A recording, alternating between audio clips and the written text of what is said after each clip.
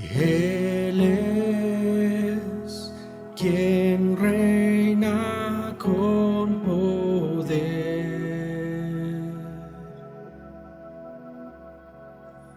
Creador,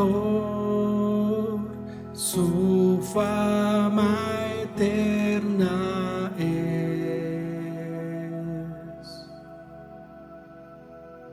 Su voz, un eco sin final, todos proclamarán: no hay nadie como Él. Su luz radiante más que el sol,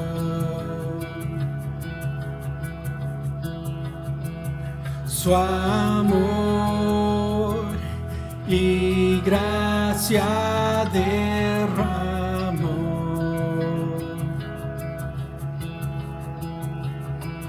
Y en Él encuentro sanidad, por siempre reinará. No hay nadie como Él.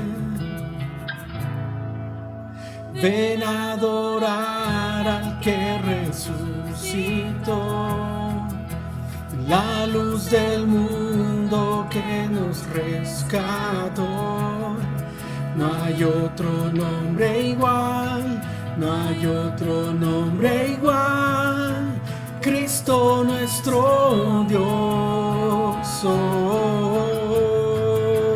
el vencedor que a la diestra está.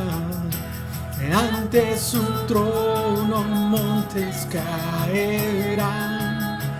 No hay otro nombre igual, no hay otro nombre igual. Cristo nuestro Dios, en Él está la salvación.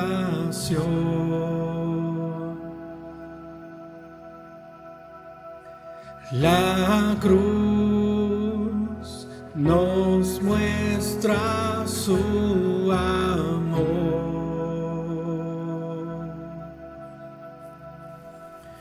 Venció la muerte con poder, el Rey de Reyes es. No hay nadie como Él. Ven a adorar al que resucitó, la luz del mundo que nos rescató. No hay otro nombre igual, no hay otro nombre igual. Cristo nuestro Dios, el vencedor que a la diestra está. Ante su trono montes caerán. No hay otro nombre igual, no hay otro nombre igual. Cristo nuestro Dios,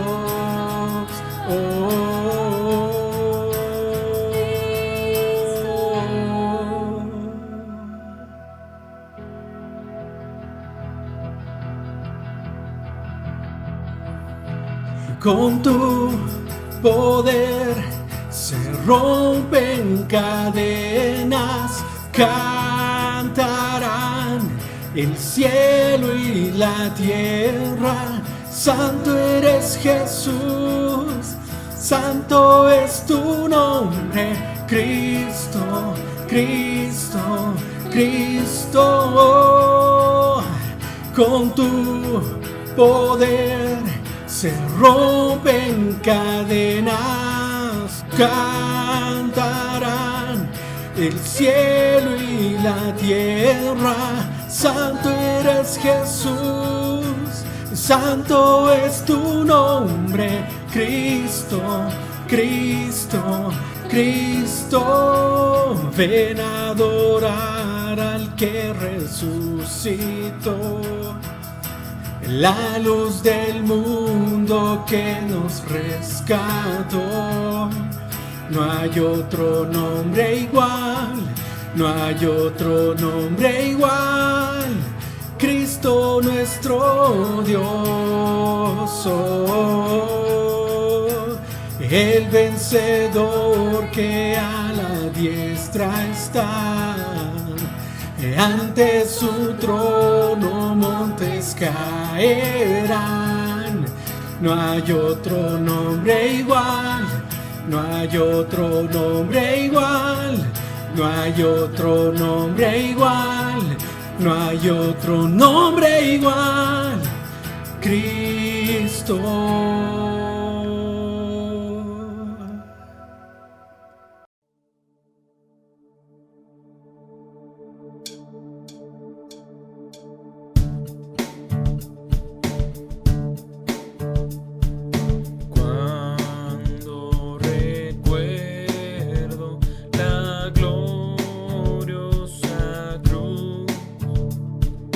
Donde muriera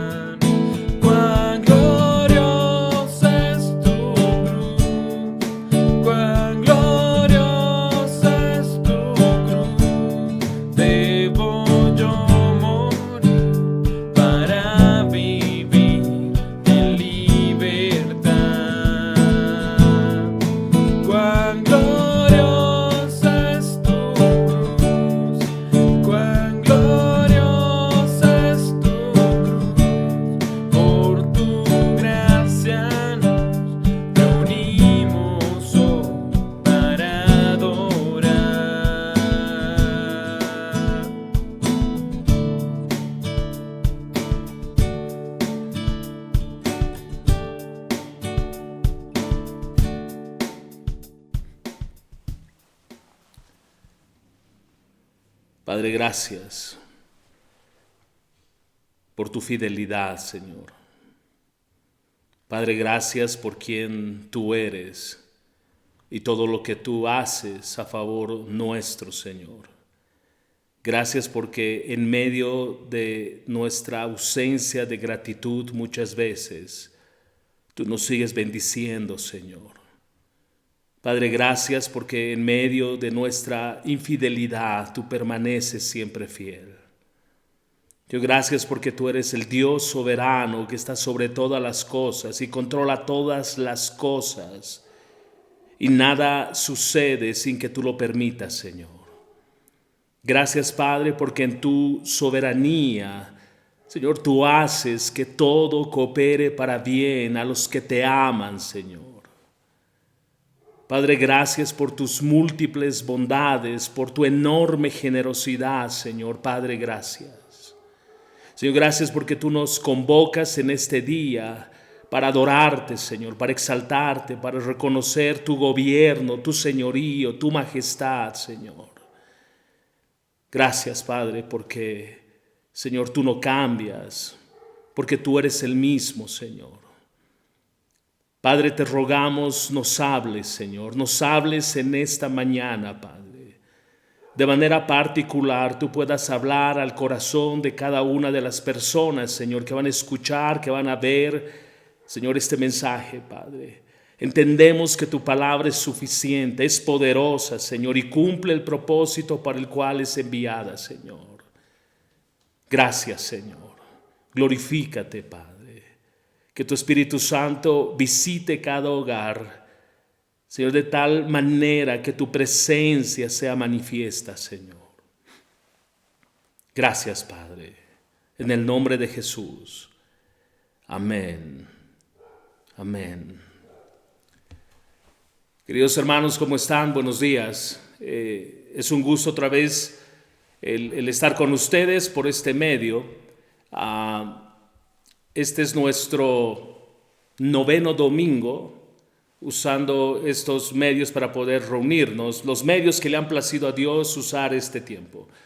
No podemos sacar de la ecuación a Dios en medio de lo que hoy estamos viviendo y pensar que esto es casualidad.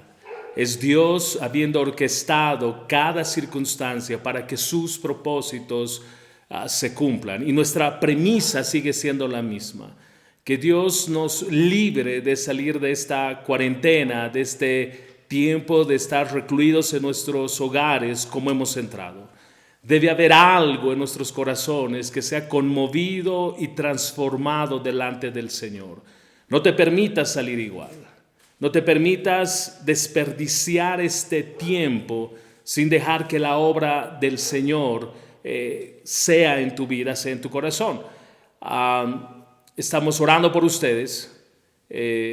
Ustedes saben que todo lo que está sucediendo sí ha sido difícil para muchas familias, pero sepan que el Señor es fiel. Sepan que el Señor no cambia, sepan que Él es fiel a su palabra, sepan que Él cumple sus promesas, sepan que Él es nuestro consolador, sepan que Él es el que nos sostiene y nos levanta, el que suple todas nuestras necesidades, el que nos guarda, el que nos protege, y aún en medio de nuestra aparente escasez, Dios sigue siendo propicio, Dios sigue siendo bueno, Dios sigue supliendo, y aún en medio de la enfermedad, Dios nos sigue sosteniendo y sigue extendiendo su gracia para con nosotros. Queremos continuar esta mañana con nuestra serie, la serie que hemos empezado hace un par de domingos, es el juicio de Cristo a las iglesias. Hemos estado revisando algunas de las cartas que el Señor envía a 7 iglesias, 7 cartas para 7 iglesias que se encontraban en Asia Menor. Y esto se encuentra en Apocalipsis capítulo 2 y en el capítulo 3. Hace 3 semanas expusimos la primera carta dirigida a la iglesia de Éfeso, donde observamos que en la superficie todo se veía bien, que en la superficie todo lucía bien, todo lo que se miraba externamente estaba bien. Se podía aplaudir a esta iglesia, incluso tomarla como ejemplo.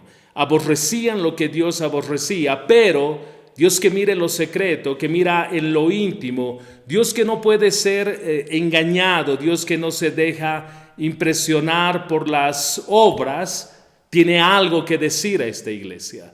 No es un problema doctrinal lo que les va a decir, no es un problema de conducta, no es un problema del ánimo para hacer las cosas, es un problema del corazón, es un problema de amor. Por lo tanto, la palabra enfatiza la necesidad monumental de volver a nuestro primer amor, y el camino para ello es arrepentimiento. Hace 2 semanas hablamos de la iglesia de Esmirna. El énfasis estaba en permanecer fieles en medio del dolor y la aflicción.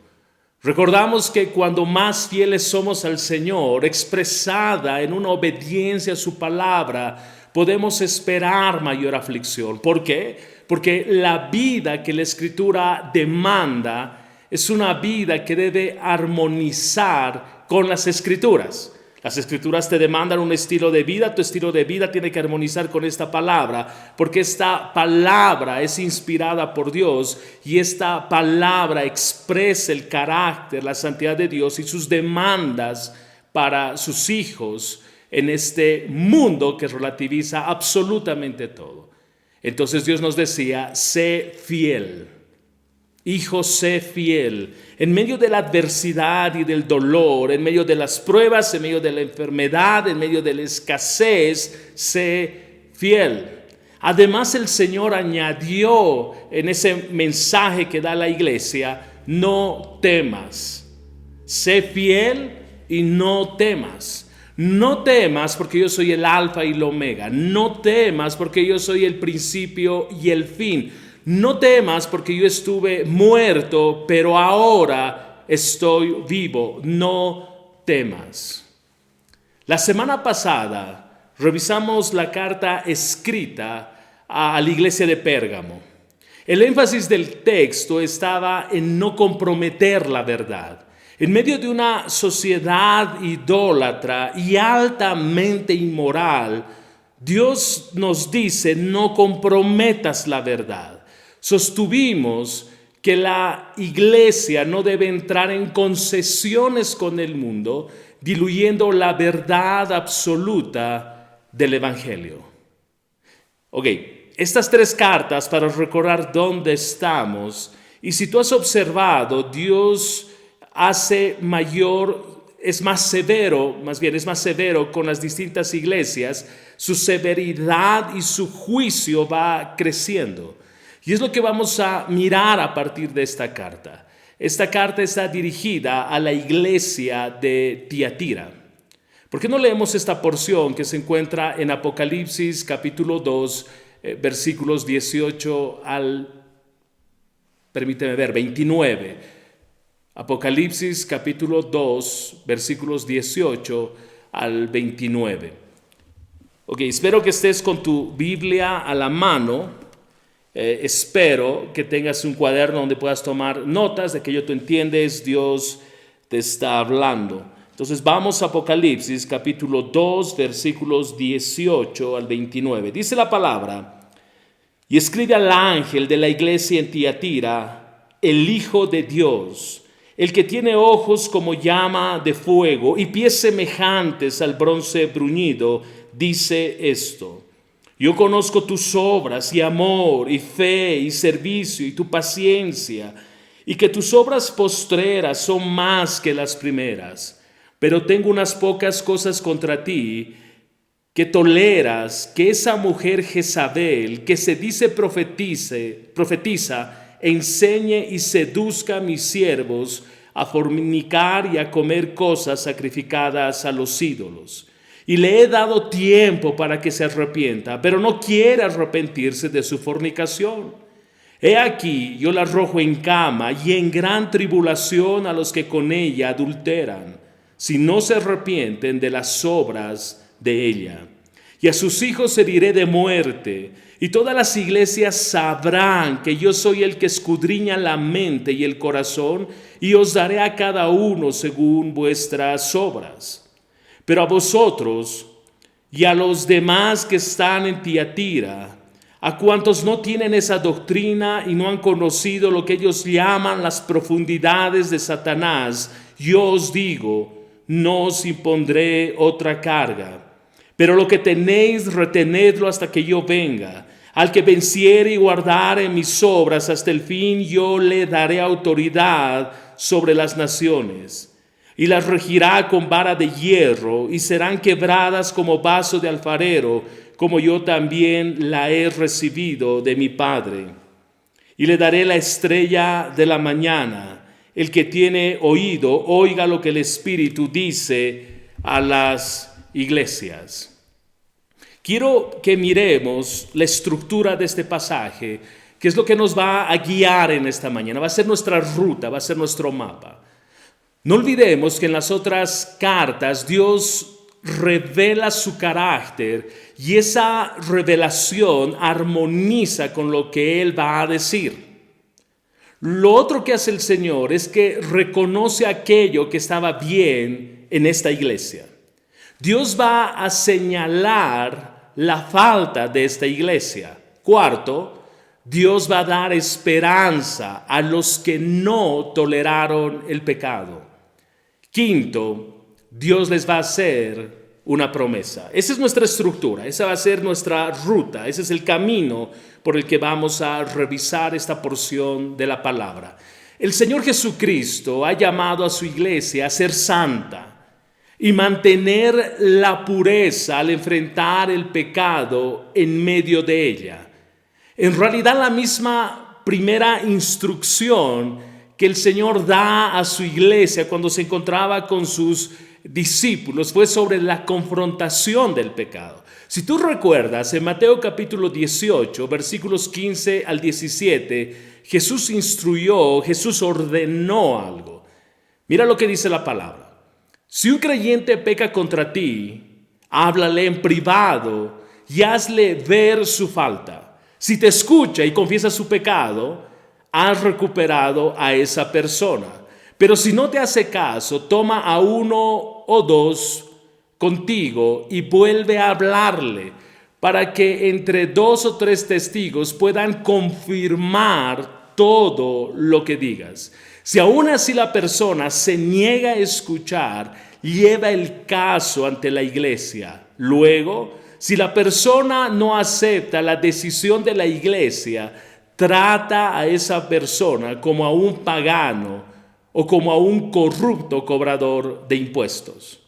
Note que el Señor, al momento de caminar con sus discípulos y empezar a instruirlos respecto a lo que ellos debían hacer más adelante, cuando el Señor ya no iba a estar con ellos, era cuidar la santidad de su iglesia, no tolerar el pecado. Y en esta porción que acabamos de leer, la idea de confrontar, la idea de denunciar, la idea de observar el pecado en otra persona y acercarse y señalar ese pecado para conducir a esa persona a arrepentimiento, tiene que ver con cuidar la santidad de la iglesia.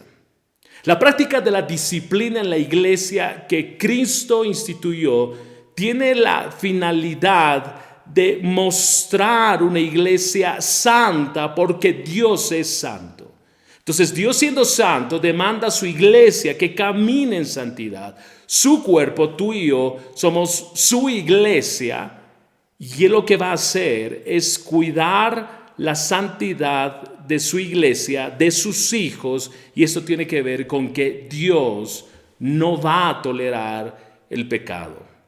Note el doble propósito en esta porción. Primero, llamar a los creyentes que pecan a que regresen a una conducta correcta. Esa es la finalidad del texto que leímos en Mateo. Segundo, lo que el Señor está buscando es purificar a la iglesia de aquellos que obstinadamente se aferran a su pecado. Esto es extraordinario y por favor no pierdas de vista lo que esta porción en Mateo nos está diciendo.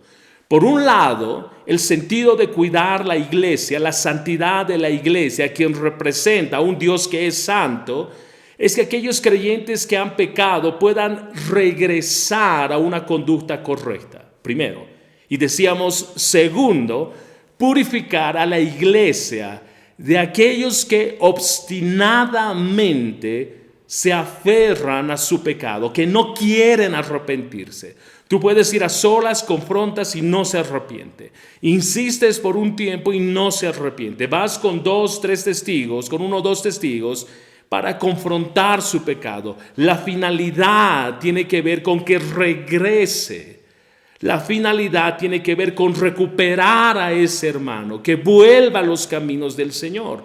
Dios quiere cuidar a su iglesia. Cuando no hay arrepentimiento, el texto es severo. Si tú prestaste atención a la lectura de Mateo, al final del texto nos dice, trata a esa persona como a un pagano, como a un corrupto cobrador de impuestos. Dios es serio.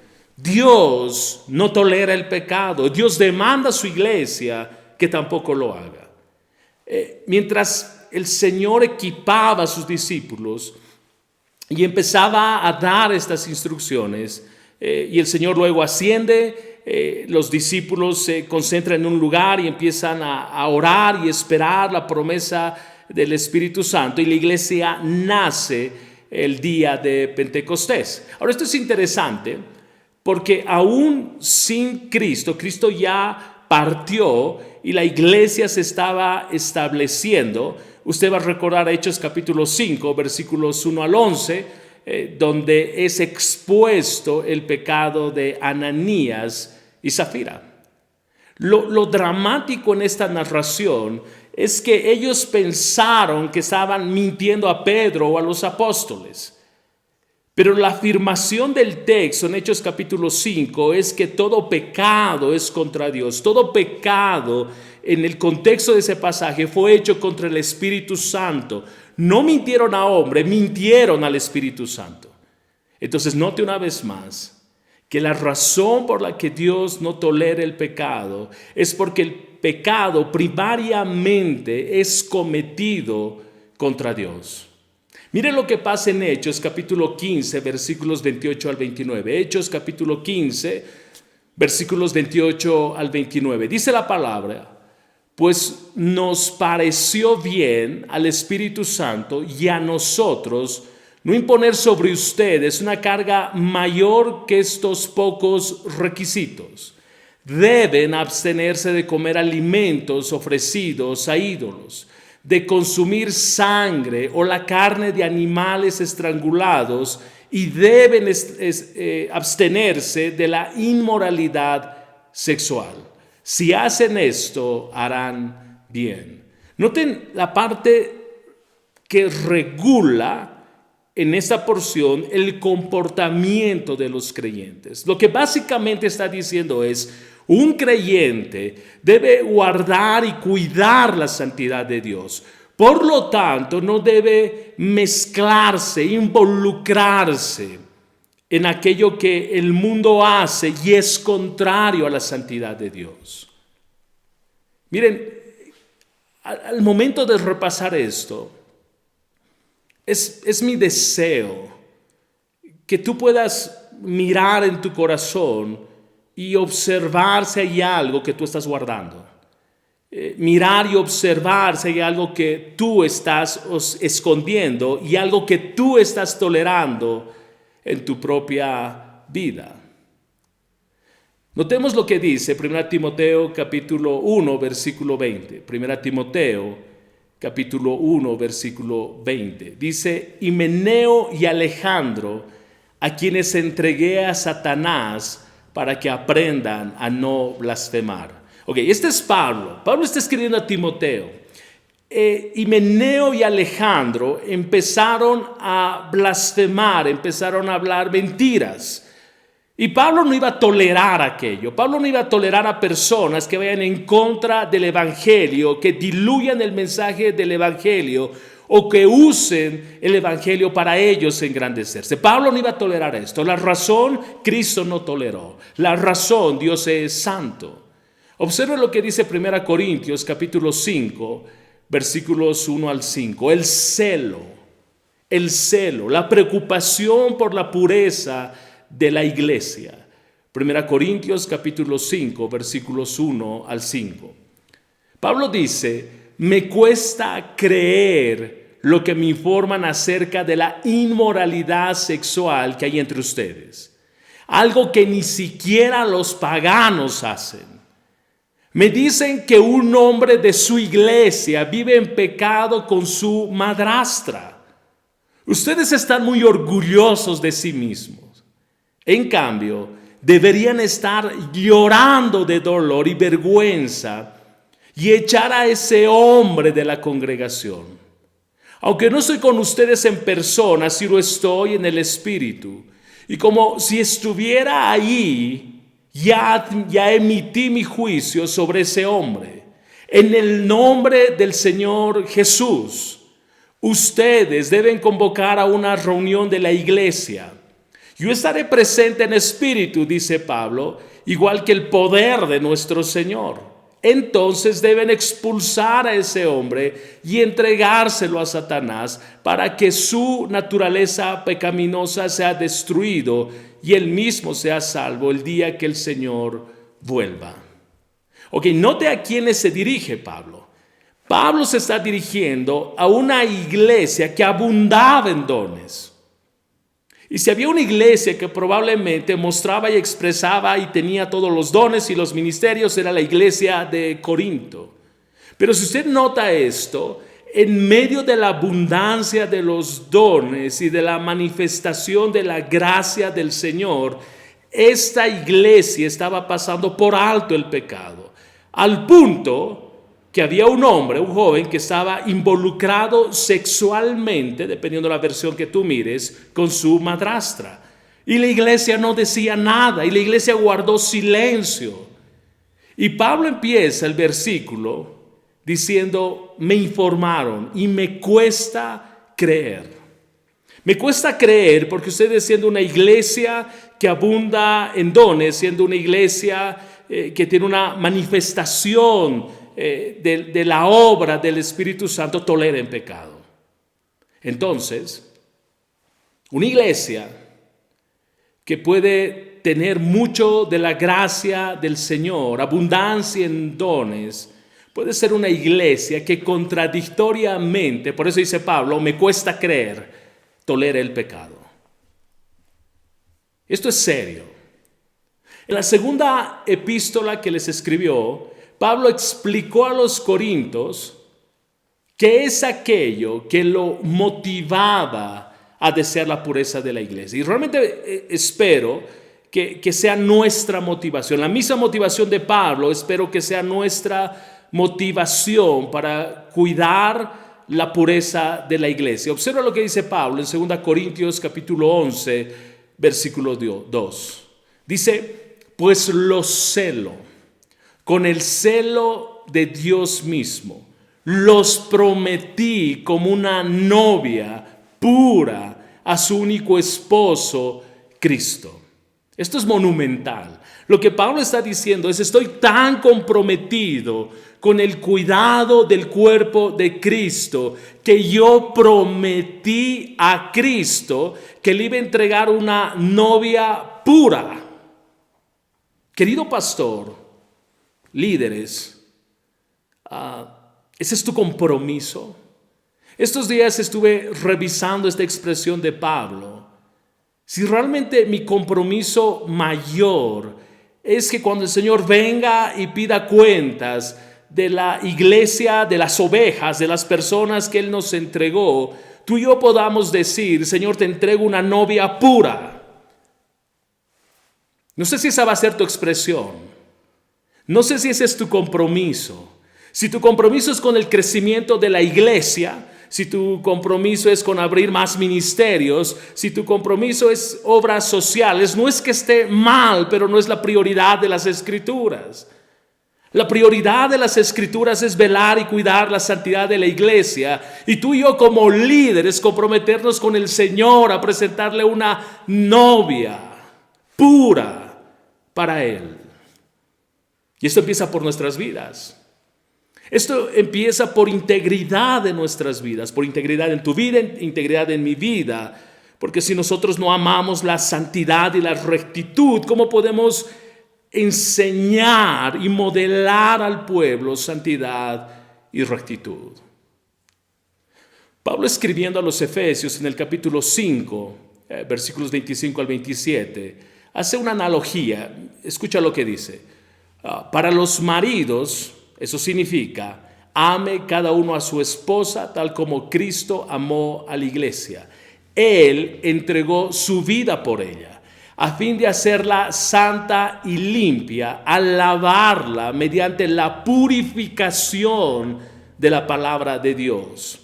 Lo hizo para presentársela a sí mismo como una iglesia gloriosa, sin mancha ni arruga, ni ningún otro defecto. Será, en cambio, santa, dice el texto, e intachable.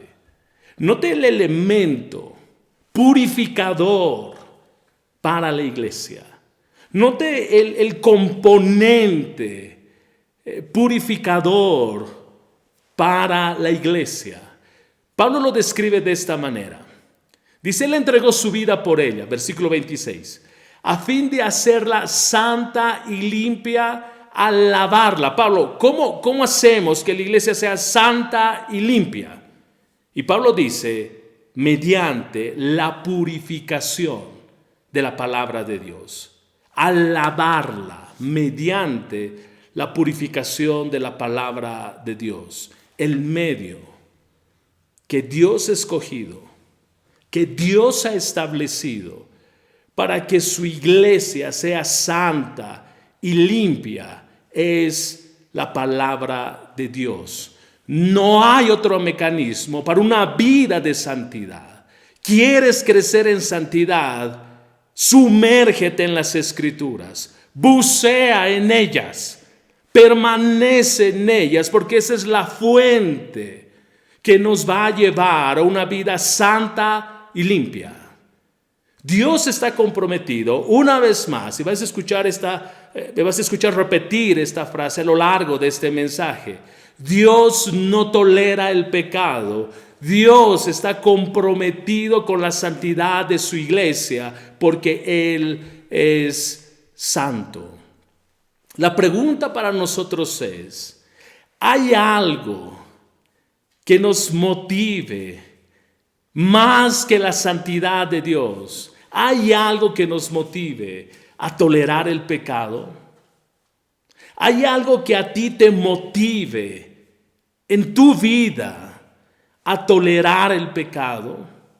¿Hay algo en tu vida que te impide arrepentirte? Yo te voy a decir algo. Si tú no puedes confesar tu pecado, es porque hay ausencia de amor a la santidad de Dios. Si tú no puedes confesar tu pecado y tú lo toleras, es porque amas más tu pecado que la santidad de Dios. Es la denuncia que Dios va a hacer a Tiatira. Entonces, a pesar de la clara enseñanza bíblica de no tolerar el pecado, las iglesias a lo largo de la historia han tolerado el pecado, siguiendo una norma como de la congregación Tiatira, cuyos miembros de esta iglesia de Tiatira estaban implicados tanto en el adulterio espiritual, como vamos a observar, como en el adulterio físico.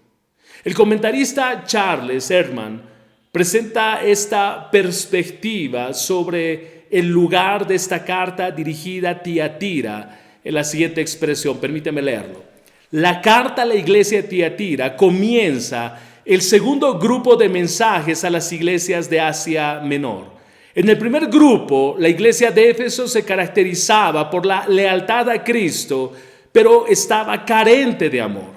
En la iglesia de Esmirna, su lealtad probó mediante fuego. La iglesia de Pérgamo era una iglesia que fue hallada leal, pero le faltaba pasión por guardar una vida de moralidad. Pero esas 3 iglesias eran fieles a la fe y no se habían rendido ante los ataques del mal. Él continúa diciendo, en cuanto a la iglesia de Tiatira, como las iglesias de Sardis y de la Odisea, la situación era mucho más grave. Aquí no era simplemente una minoría la que era indiferente, sino que una gran mayoría había cedido a las influencias desmoralizantes, esa es la palabra, de las falsas enseñanzas y la impureza sexual. Fin de la cita. Quiero que notes que aún en la expresión de este comentarista y lo que dice el texto en Apocalipsis capítulo 2, hay un deterioro, presta atención, hay un deterioro progresivo en las características de estas 7 iglesias. Se muestra cómo cada vez más son influenciadas por la idolatría y la inmoralidad. Esa espiral descendente empieza a alcanzar su punto más bajo en la carta a la Odisea, y es lo que vamos a mirar más adelante. Pero note que todo empieza por no amar al Señor. Iglesia de Éfeso, ¿cuál fue la demanda a la iglesia de Éfeso? Has abandonado tu primer amor. Todo empieza ahí. Todo empieza cuando empezamos a abandonar nuestro amor al Señor. Y esto nos lleva a comprometer la verdad para finalmente tolerar el pecado. Note cómo descendió esto. Note cómo Dios, al dirigir estas cartas, señala el progresivo declive de cada una de estas iglesias. Pero déjame decirte algo más. Esto es lo que sucede en nuestras vidas. Todo empieza cuando abandonamos nuestro primer amor. Todo empieza cuando Cristo no es nuestro único amor. Todo empieza cuando sigo haciendo las cosas para el Señor, pero sin el Señor. Y esto me lleva a un declive, un segundo declive, un descenso más. Es comprometer la verdad. No tengo amor por el Señor y empiezo a comprometer la verdad. Y cuando empiezo a comprometer la verdad, finalmente termino tolerando el pecado. Esto es lo que experimentó la iglesia de Tiatira. Lo más profundo en este declive, tolerar el pecado, convivir con el pecado sin que éste finalmente me incomode. Note que en el capítulo 2, versículo 24 de Apocalipsis, la frase "las profundidades de Satanás" revela cuánto había descendido la iglesia de Tiatira con relación a la iglesia de Esmirna y Pérgamo. La iglesia de Esmirna afrontaba la hostilidad de la sinagoga de Satanás, es lo que dice el texto. La iglesia en Pérgamo estaba en el lugar donde está el trono de Satanás. Pero la iglesia en Tiatira se había hundido de cabeza en las mismas profundidades del engaño de Satanás. Note el declive. Note el declive. Cuando uno a veces reacciona a su pecado, es como el hijo pródigo. Cuando se dio cuenta estaba comiendo con los cerdos. Es lo que sucede con Tiatira. Y probablemente con muchos de los que están escuchando en esta mañana, en este mensaje, sientes la ausencia de Dios. Dios nunca se fue. Te fuiste tú te apartaste. Tú empezaste a entrar en un declive espiritual en tu vida. Empezaste a comprometer la verdad y terminaste tolerando el pecado en tu propia vida. Y como toleras el pecado en tu propia vida, te es difícil confrontar a otros porque hay un dedo que todavía te señala para que vayas al arrepentimiento. La carta a esta iglesia es la más larga de las 7. Aunque se dirige a la iglesia más pequeña de las 7 ciudades, Cristo escribe la carta más larga que las otras 6 iglesias. Tiene un mensaje importante para nosotros. La falsa doctrina y el pecado no deben permitirse. Incluso bajo la bandera del amor, la tolerancia y la unidad. No debe permitirse la falsa doctrina y el pecado. Embanderamos más amor, tolerancia y unidad que la verdad del Evangelio. Embanderamos amor, tolerancia, unidad sin mirar la santidad del Señor. Queremos guardar la unidad tolerando el pecado. Queremos guardar unidad comprometiendo la verdad. Y ese no es un estándar bíblico. Pudiera haber mucho que elogiar en esta iglesia, Tiatira. Pudiera parecer que a primera vista esta iglesia tiene un ministerio eficaz. Si prestaste atención a la lectura, parecería esto. Parece que crece numéricamente e incluso que el compañerismo dentro de la iglesia es saludable, pero la inmoralidad y la falsa doctrina, cuando no se confrontan, trae el juicio de Dios. Vas a notar, como lo voy a decir en unos minutos, esta carta está principalmente dirigida al liderazgo de la iglesia en Tiatira, a pastores, ancianos, diáconos, líderes, principalmente a ellos, porque ellos fueron los que toleraron la inmoralidad. Ellos fueron los que toleraron la falsa doctrina. Y como ellos no confrontaron aquello, porque cuando miraban alrededor, la iglesia crecía y la iglesia avanzaba. Y como dijimos hace unos segundos, parecería que había un compañerismo saludable, porque pasaban por alto la santidad de la iglesia. No estoy diciendo que una iglesia grande sea inmoral. No estoy diciendo aquello, no malinterpreten mis palabras. Lo que estoy diciendo es que no debemos tolerar ni la inmoralidad ni la falsa doctrina a nombre o a título de amor, tolerancia y unidad. No podemos comprometer la verdad. Veamos un poquito el contexto de Tiatira. La ciudad de Tiatira llegó a ser como muchos historiadores la describen, un floreciente centro comercial. Tiatira unía Pérgamo con Laodicea, unía las regiones de Esmirna, que eran las provincias que estaban al interior mismo de Asia Menor. También Tiatira sirvió como una ruta de correo para los romanos, entonces tenía una importancia grande Tiatira en este contexto de unir ciudades. Era como una ciudad intermedia. Y era la ruta usada por los romanos para llevar su correo. No cualquier correo, un correo importante de los reyes, de las autoridades. Tiatira fue célebre por sus numerosos gremios. Lo equivalente para nosotros a sindicatos de obreros. Tiatira era conocido por eso. Abundaba en sindicatos. Abundaba en gremios.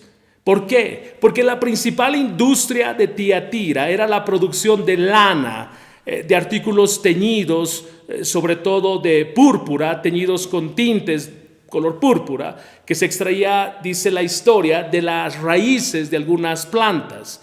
Pero también habían gremios, sindicatos que trabajaban con lino, fabricantes de prendas de vestir, tintoreros, los que trabajaban en cueros, curtidores, alfareros, panaderos, comerciantes de esclavos, herreros que trabajaban en bronce. Entonces si tú notas, las áreas de trabajo, los rubros de trabajo eran muchos y variados. Entonces todos ellos estaban agrupados en sindicatos. Aquí hay un detalle importante. A diferencia de las otras regiones como Pérgamo, Esmirna, Tiatira, no era necesariamente un centro religioso donde tenía altares, donde toda la ciudad se concentraba para ofrecer, como veíamos en las otras cartas, carne sacrificada a los ídolos, idolatría. No, cada sindicato tenía su deidad, cada sindicato tenía su patrona. ¿No le hace familiar eso? Cada sindicato tenía su Dios. Si queremos ponerlo mucho más a nuestro contexto, cada sindicato tenía su virgen, su santo. Y para tú poder trabajar, tenías que ser sí o sí parte de un sindicato. Si tú hacías pan, tú pertenecías al sindicato de los panaderos, por lo tanto tenías tu propio santo, tu propia deidad, tu propia patrona, llámese como se llama. Cada sindicato tenía aquello. Tú no podías establecer un negocio o dedicarte a algo de manera aislada a este contexto.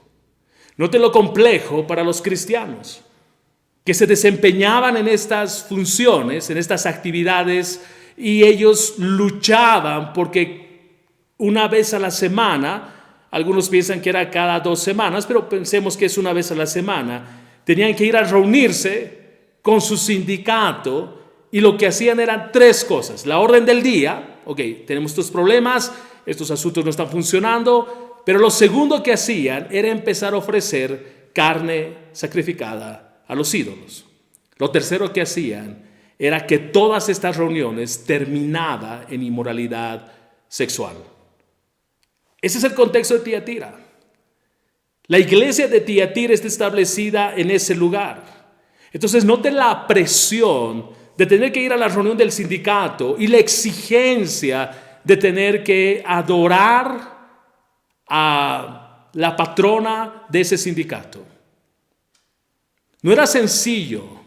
Muchos creyentes vivían en la pobreza, no porque no podían trabajar, no porque no podían sostenerse, vivían en la pobreza para no ser parte de estos sindicatos y no tener que adorar o rendir culto a sus deidades o a sus patronas y para no terminar en impureza moral.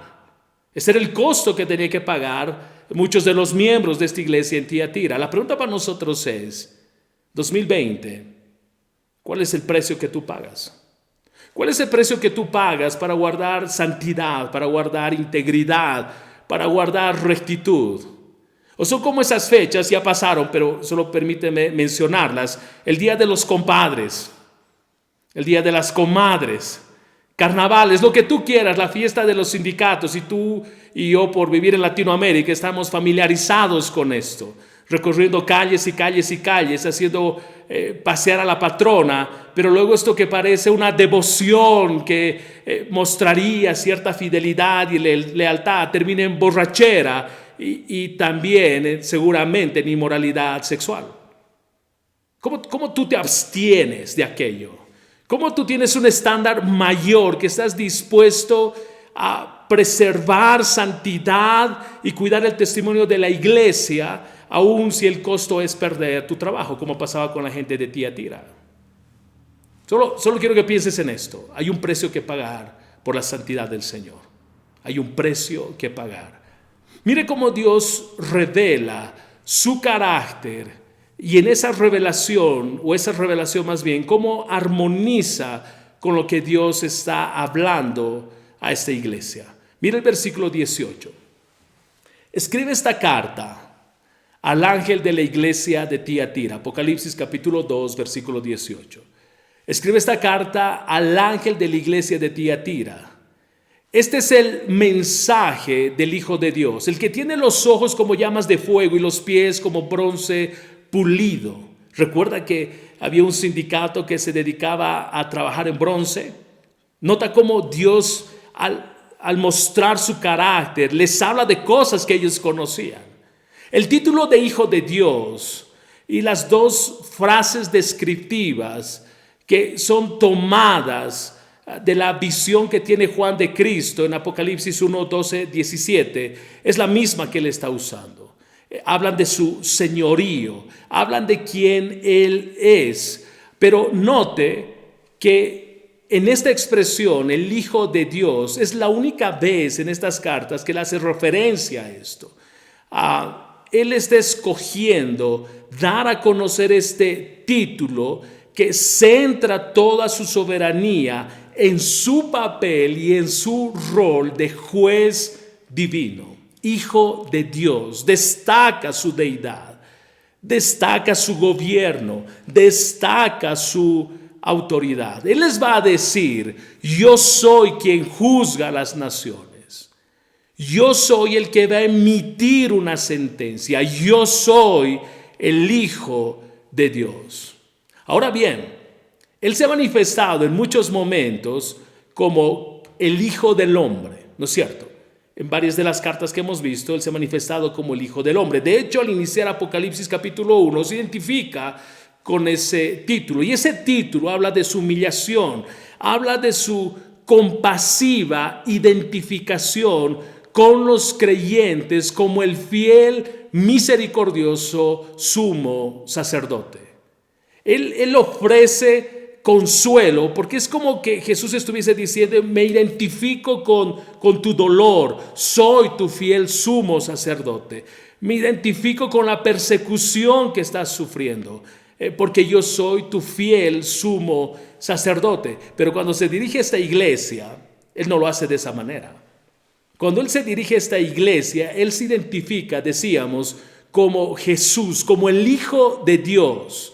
Y esto es fuerte, y quiero que prestes atención, porque lo que va a decir a Tiatira tiene que ver con quién Él es y con la expresión de su carácter. Él nos está presentando como alguien que fue humillado. Él nos está presentando de esa manera. Él nos está presentando como alguien que estuvo muerto, pero ahora vive. Él se está presentando como juez. Está llegando a esta iglesia para emitir una sentencia. Y es lo que les va a decir a la gente de Tiatira: mis ojos son como llama de fuego. Él tiene una visión penetrante. Él lo distingue todo. Nada puede encubrirse, ocultarse de Él. Una iglesia puede sentirse satisfecha consigo mismo. Puede tener una buena reputación en la comunidad e incluso puede ser admirada y querida por otras. Pero los ojos penetrantes del Señor ven a esta iglesia, ven tu iglesia, ven mi iglesia, tal cual somos. Sus ojos son como llamas de fuego. La descripción de sus pies como semejantes al bronce bruñido es lo que se recuerda en Apocalipsis capítulo 19, versículo 15. Él pisa el lagar del vino del furor y de la ira del Dios Todopoderoso. Juicio, sentencia. Esa es la descripción de bronce bruñido. Que los pies de Cristo resplandezcan de forma brillante, semejante al bronce bruñido, describe su pureza, describe su santidad, describe su caminar sobre sus iglesias. Y es como que si la iglesia no se alinea a santidad, no se alinea a pureza, por el peso de su santidad, son destruidas. Es lo que le va a decir a Tiatira. Se está acercando el que es juez. Se está acercando el que tiene los pies semejantes al bronce bruñido. Se está acercando aquel a quien tú no puedes esconder ni ocultar nada. Dios le va a decir a Tiatira: siéntate y hablemos. Siéntate y hablemos. Pero tienes que saber, quien se sienta delante de ti es el santo, es el juez. Ese soy yo, dice el Señor. No sé si te parece aterradora esta presentación de Cristo. ¿Qué haces tú si hoy te convoca el Señor? Y te dice: siéntate, pero quiero que sepas que tú estás sentado frente al que tiene los ojos como llamas de fuego. No me puedes ocultar nada. No me puedes esconder nada. Yo lo sé todo. Antes que digas una palabra, yo ya sé lo que está en tus labios. ¿Cómo te sientes? Yo creo que nuestra reacción sería similar, nos quedamos callados, no hay nada que decir, Él lo sabe todo. Pero Tiatira, frente a esta afirmación de quien estaba escribiendo la carta, no procede a revisar su corazón y mucho menos a arrepentirse. Observen cómo el Señor reconoce aquello que estaba bien en esta iglesia. Se presenta entonces mostrando su carácter en armonía con la carta que Él les está escribiendo. Y ahora va a reconocer aquello que estaba bien en esta iglesia. Yo sé todo lo que tú haces. He visto tu amor, tu fe, tu servicio y tu paciencia con perseverancia. Y veo tu constante mejoría en todas estas cosas. Es que los ojos de Dios como llamas de fuego lo saben todo. Note la expresión: yo sé lo que tú haces. Sé de tu amor, sé de tu fe, sé de tu servicio, sé de tu paciencia, sé de tu perseverancia. Sé que las cosas que estás haciendo hoy son mejores que las primeras cosas que hiciste. Iglesia de Tiatira, sé por dónde andas. Iglesia de Tiatira, no importa lo que tú digas, yo conozco todo, absolutamente todo. No sé cómo vas a señalar ahora la falta de esta iglesia, pero tengo una queja en tu contra. Permites que esa mujer, esa Jezabel que se llama a sí misma profetiza, lleve a mis siervos por mal camino. Ella les enseña a cometer pecado sexual y a comer alimentos ofrecidos a ídolos. Versículo 21. Le di tiempo para que se arrepintiera, pero ella no quiere abandonar su inmoralidad. Por lo tanto, la arrojaré en una cama de sufrimiento, y los que cometan adulterio con ella sufrirán terriblemente, a menos que se arrepientan y abandonen las maldades de ella. Heriré de muerte a sus hijos. Entonces todas las iglesias sabrán que yo soy el que examina los pensamientos y las intenciones de cada persona. Y le daré a cada uno de ustedes lo que se merezcan. Esto es aterrador, no sé si te parece aterrador. Pero Dios hablando y denunciando ahora, no solo observó y apreció las cosas buenas que esta iglesia estaba haciendo. Ahora observa, ahora señala, ahora saca a luz el pecado de esta iglesia. Ese es Dios, ese es nuestro Dios, el que tiene los ojos como llamas de fuego. El problema en esta iglesia no era la presión externa. Ok, sí habían los sindicatos, pero como te decía, la historia muestra que muchos de estos creyentes prefirieron vivir en pobreza que comprometer su santidad. Muchos de ellos tenían que caminar kilómetros para vender sus productos fuera de la ciudad de Tiatira. Y tenían que volver otra vez caminando kilómetros, enfrentándose a múltiples peligros con tal de cuidar la santidad del Señor. El problema de esta iglesia es que entró en concesiones internas. El problema de esta iglesia es que empezó a tolerar el pecado. La mirada penetrante del Señor de la iglesia había observado la médula del problema, la médula del pecado de esta iglesia. Y era que toleras que esa mujer Jezabel, que se dice profetiza, enseñe y seduzca a mis siervos a fornicar y a cometer cosas y a comer cosas sacrificadas a los ídolos. El pecado que al parecer implicaba a la mayoría de los miembros de esta iglesia, tolerado por sus líderes, era doble. Enseña y seduce a los siervos a fornicar y a comer cosas sacrificadas a los ídolos. Para muchos, Jezabel no era el nombre verdadero de esta mujer, de esta falsa profetisa. Pero como la esposa del rey Acab era el agente de Satanás para corromper al pueblo de Dios. ¿Tú recuerdas Jezabel en el Antiguo Testamento?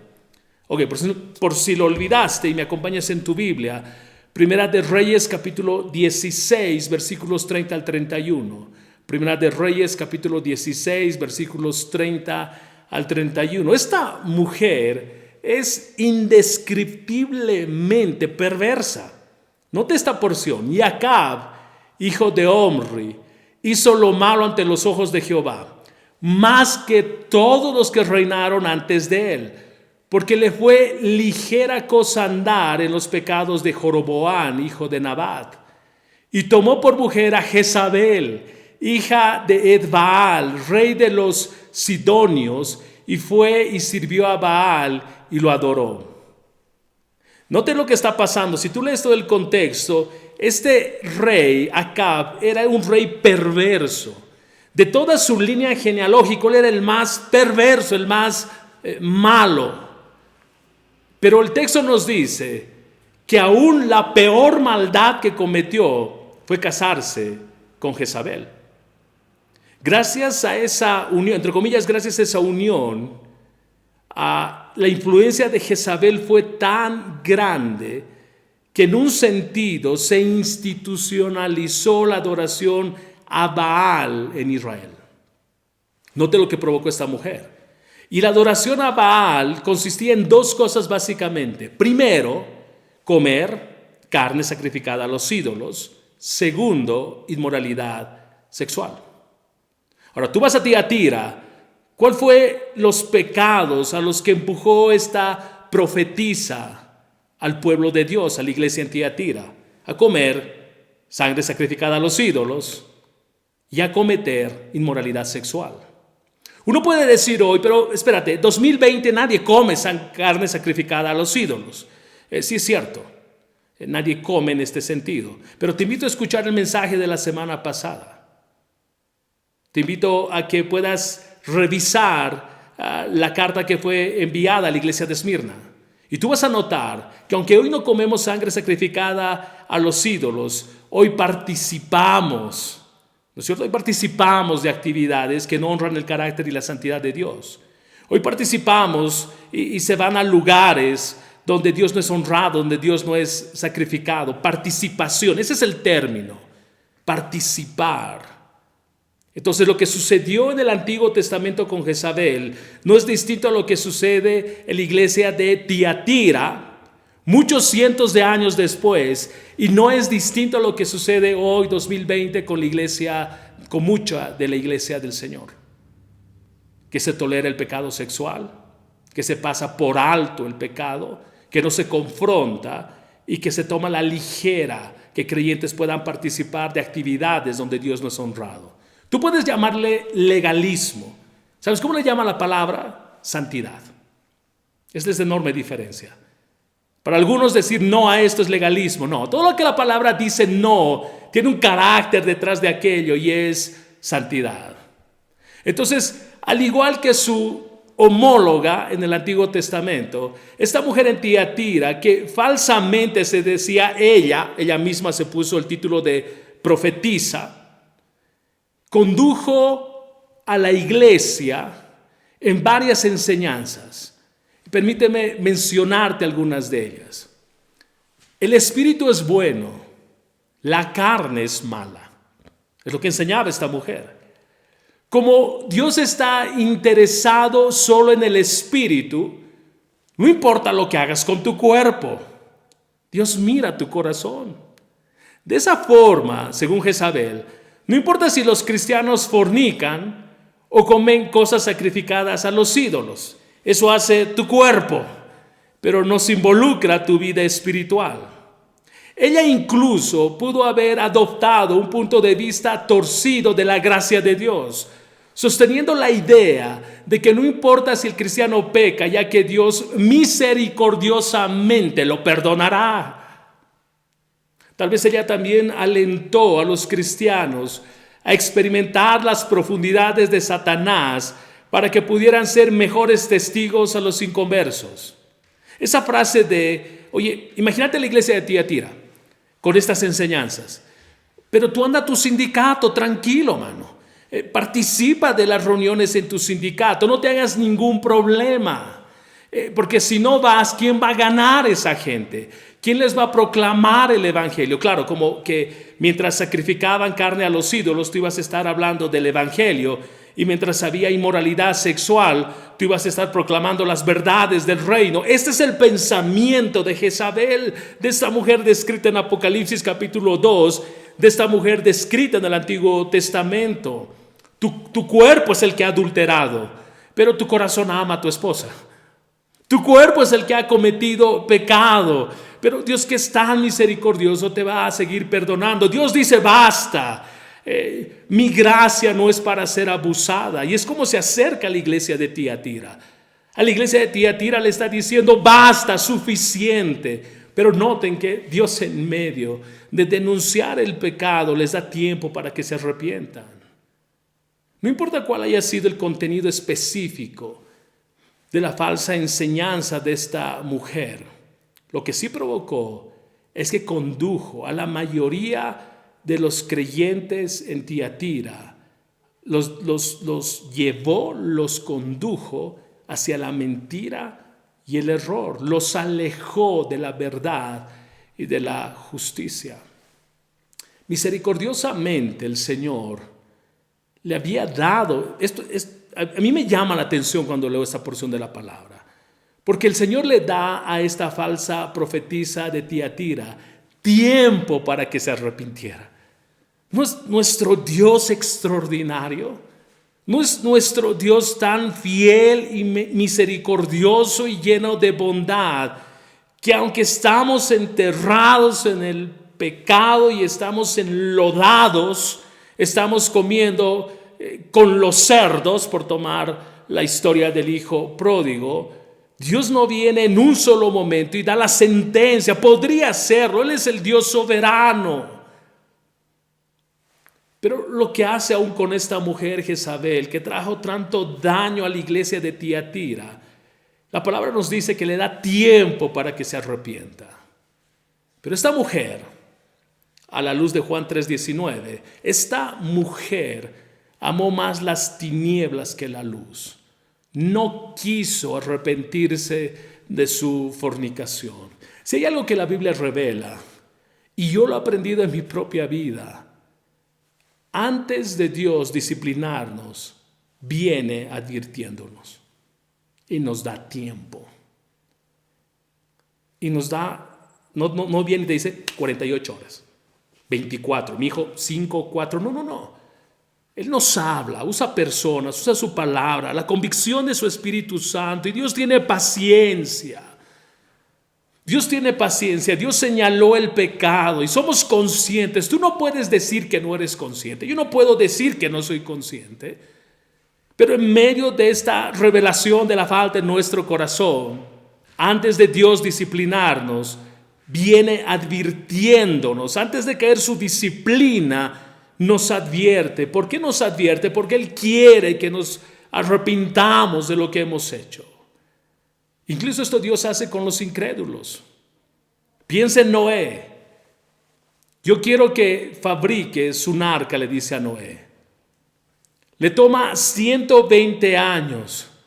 120 años construir esa arca. Y todos seguramente se acercaban y decían: oye, estás loco. Y él decía: arrepiéntanse, viene un diluvio.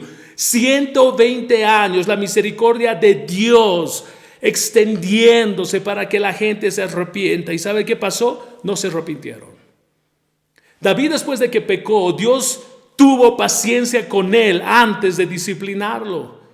Él estuvo varios meses, algunos piensan que estuvo cerca de 2 años guardando su pecado en su corazón. Él era consciente de lo que había hecho. Él adulteró, él cometió homicidio. Él estaba consciente y claro de lo que había sucedido, pero guardó silencio 2 años probablemente. Dios estuvo noche y día señalando en su conciencia. ¿Y sabe qué pasó? No se arrepintió. Dios tuvo que mandar un profeta, contarle una historia, y al final de esa historia David ponerse de pies y dice: el tal debe morir. Y el profeta le dice: ese hombre eres tú. Y vino la disciplina del Señor. Dios tiene paciencia. No abuses de la paciencia. No abuses de la paciencia. Si tú estás en pecado, el mensaje en esta mañana para ti es: arrepiéntete antes de que venga la disciplina del Señor. Probablemente en algunos de ustedes la disciplina llegó. La disciplina no viene para destruirnos, la disciplina viene porque Él nos ama, eso dice Hebreos. La disciplina viene para arrepentirnos, la severidad de la mano de la santidad del Señor sobre nuestras vidas, usando su disciplina para arrepentimiento. No te quedes quieto. Algunos esperan que Dios saque a luz el pecado. Pero antes de que Dios haga aquello, como lo hizo en la iglesia de Tiatira, Dios viene hablando. La iglesia de Tiatira ya tenía 40 años de historia. Y estos hijos a los que hace referencia la palabra en Apocalipsis capítulo 2, no son hijos que tuvo esta mujer Jezabel.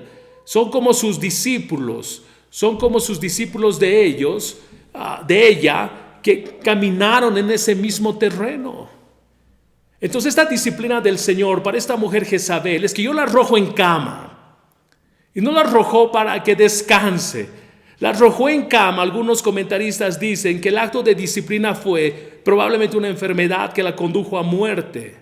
No quiso arrepentirse aún en medio de la disciplina del Señor. No quiso arrepentirse aunque como resultado de su pecado había enfermedad. Note lo que está diciendo la palabra. Algunos piensan que uno cae enfermo porque sí cayó. No, Dios usa muchas veces la enfermedad, el dolor, la tristeza para confrontar nuestro corazón y llevarnos a arrepentimiento. No estoy diciendo que siempre sea así, pero si tú miras 1 Corintios capítulo 11 vas a hallar esto. Participaron de la cena del Señor indignamente, participaron de la cena del Señor estando en pecado. Y Dios no va a tolerar que alguien se acerque a participar de la cena del Señor indignamente, en una condición pecaminosa. Lo que hizo en 1 Corintios capítulo 11 es, algunos los enfermó como un acto de disciplina del Señor. Dios es santo. Dios cuida su santidad. Mire lo que dice la palabra. Yo soy el que examina los pensamientos y las intenciones de cada persona. Esto a veces ha sido mal usado. Ha sido usado como, no, yo he hecho esto, pero es que Dios conoce mi corazón. Sí he estado en tal lugar, pero Dios sabe y conoce mi corazón. Ese no es el sentido del texto. El sentido del texto es: estoy examinándote y conozco tus pensamientos y conozco las intenciones de tu corazón. Y la denuncia en el contexto de Tiatira es: abrazaste pecado y estás caminando en esa dirección. Y la razón por la que te voy a exponer es para que otros al mirar tiemblen y sepan que hay un Dios que es santo. Dios da esperanza a esta iglesia. Uno parecería que todo terminó ahí en una gran tragedia probablemente. Sí fue trágico para Jezabel y para sus hijos, sus discípulos, pero Él da esperanza. El Señor Jesús da esperanza. Él dice: y le daré a cada uno de ustedes lo que se merezca. Pero también tengo un mensaje para el resto de ustedes en Tiatira, los que no han seguido esa falsa enseñanza, verdades más profundas, como ellos las llaman, que en realidad son profundidades de Satanás. No les pediré nada más, solo que retengan con firmeza lo que tienen hasta que yo venga. Note el énfasis del Señor. Cristo está dirigiendo palabras de aliento a los verdaderos creyentes, a estos creyentes que, a pesar de lidiar con estos sindicatos, que a pesar de lidiar al interior de la iglesia, porque los líderes toleraban y fomentaban el pecado y las falsas enseñanzas, hubo un grupo de creyentes que permaneció fieles a la santidad, a la verdad del Señor. A estos creyentes es a quien Jesús se dirige y les da esperanza. Eso es extraordinario, porque en medio de nuestra fidelidad y cuando sentimos que por guardar santidad hemos puesto límites y ha habido momentos donde uno se ha tenido que apartar de lugares y de personas, y uno puede pensar que está solo, pero el Señor viene y te consuela y te anima y te fortalece y te levanta. Y recuerde que el énfasis en las cartas es: por un poco de tiempo. Sé paciente por un poco de tiempo. Ten tolerancia, un poco más de tiempo. Mire lo que Dios les dice, mire la promesa del Señor. A todos los que salgan vencedores y me obedezcan hasta el final, les daré autoridad sobre todas las naciones.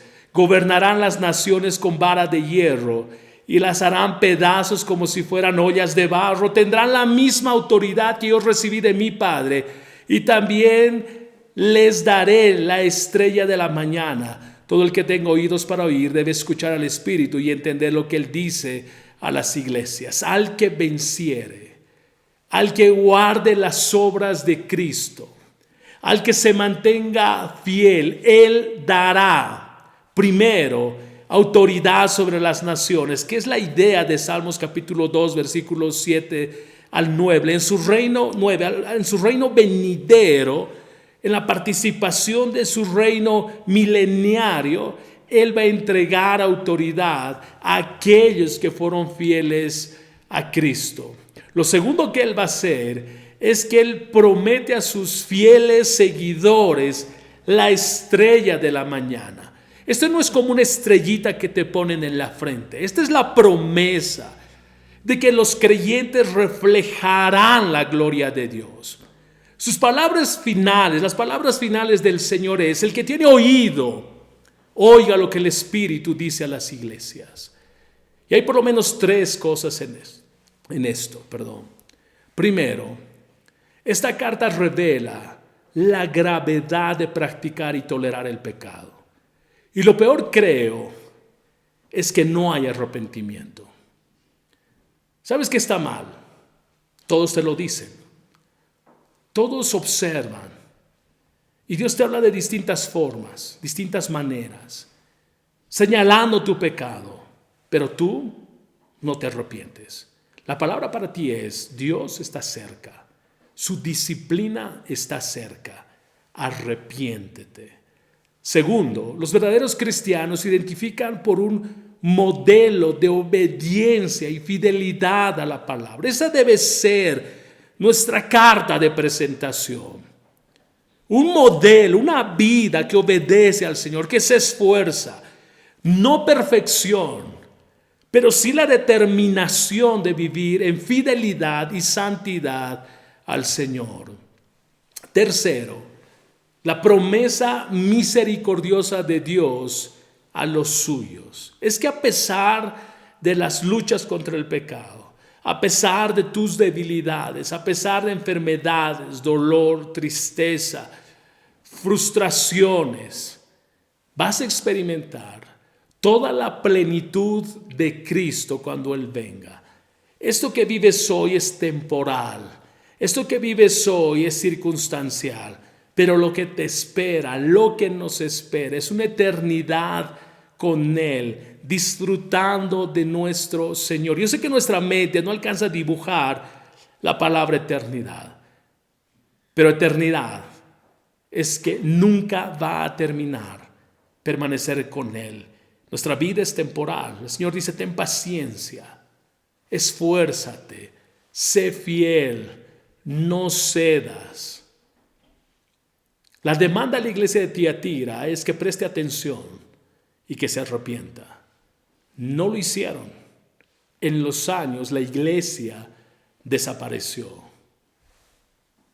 Quiero animarte a que si hay algo en tu vida que estás escondiendo, que estás ocultando, de lo cual no te has arrepentido, que este sea el día en que te acerques al Señor y te arrepientas.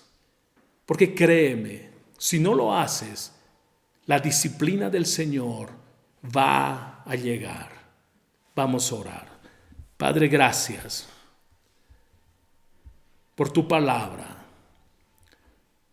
por lo extraordinario de ella, por tu llamado una y otra vez para que alineemos nuestro corazón a tu santidad. Y esto implica arrepentirnos, apartarnos de todo aquello que no suma a nuestra vida. Padre, probablemente si hay algunos de los que están escuchando que están escondiendo y ocultando pecado, y tus ojos, que son como llamas de fuego, lo saben y han visto y han sido testigos de ese pecado. Y tú nos convocas hoy, por lo tanto, a arrepentimiento antes de que llegue tu disciplina, la cual la haces con amor, porque sigues buscando en nuestras vidas arrepentimiento. Probablemente algunos, Señor, están pasando tu disciplina, que en medio de ella puedan arrepentirse de sus pecados, que en medio de tu disciplina puedan volver sus corazones a ti, porque tú amas el corazón contrito y humillado. Tú no desprecias un corazón humilde, Señor. Un corazón arrepentido, un corazón rendido. Tú no lo desprecias, Señor. Y a veces, Padre, uno puede pensar en pecados, entre comillas, grandes. Pero, Señor, aún el mentir, el engañar, el hacer cosas en lo secreto, en lo oculto, es pecaminosa cuando no se alinean a tu palabra, y tú lo sabes. Que no toleremos pequeñas cosas que deshonren tu carácter. Señor, gracias una vez más por tu fidelidad, por tu amor, por tu cuidado. En el nombre de Jesús, Padre. Amén. Amén. Dios los bendiga, hermanos. Dios los guarde.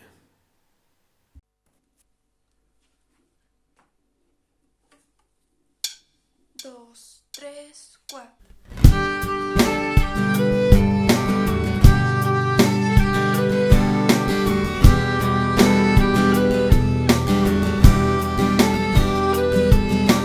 Dios, tú eres mi Dios, tú eres mi todo.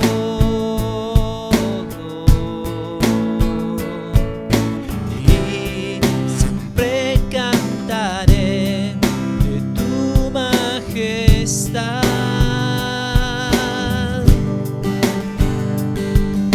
Solo en ti se encuentra toda la vida.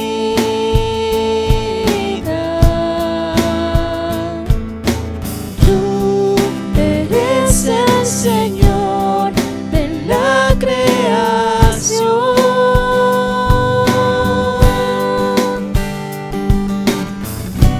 Coronado en poder, eres digno, Jesús.